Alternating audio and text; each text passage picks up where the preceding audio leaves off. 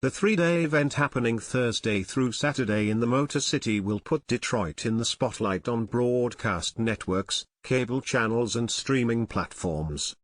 According to the National Football League, more than 54 million people tuned in at some point during 2023's NFL Draft in Kansas. This year, the D is bound to play a huge role in the television coverage, according to one of the networks involved. "The city is a central character to the whole week for us," said Alex Maloney, a coordinating producer with the NFL Network who oversees coverage of the NFL Draft.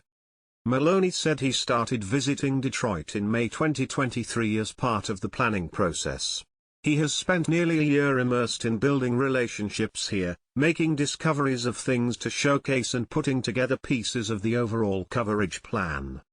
Along with the NFL Network, ABC, ESPN and the Spanish-language pay channel ESPN Deportes will offer live coverage of the draft's rounds on Thursday and Friday night and Saturday afternoon.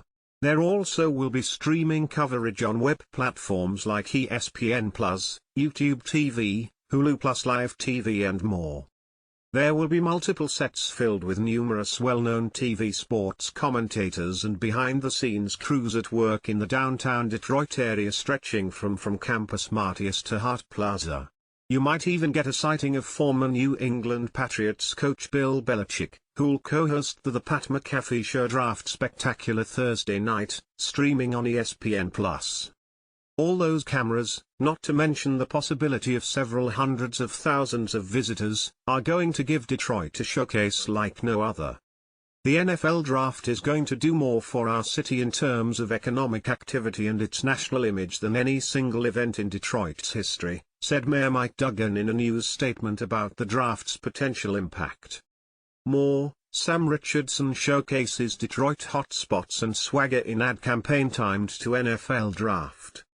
Exposure like this is, to borrow a famous commercial catchphrase, priceless. As Detroit Sports Commission Executive Director Dave Beach now told the Free Press, as we continue to shape the image and perception of Detroit, to have 50 or 60 million eyeballs on our city for 3 days, I mean, we can't afford that kind of advertising that the broadcast brings.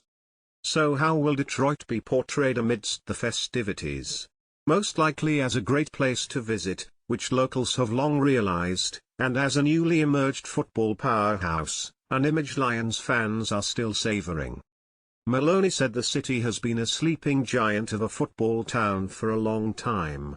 Now, thanks to last season's exhilarating playoff run by the Lions, Detroit is a contender, period. Conversations with Detroiters have been key to informing the NFL Network's coverage, said Maloney. He cited one comment, in particular, that has been critical to his understanding of the city.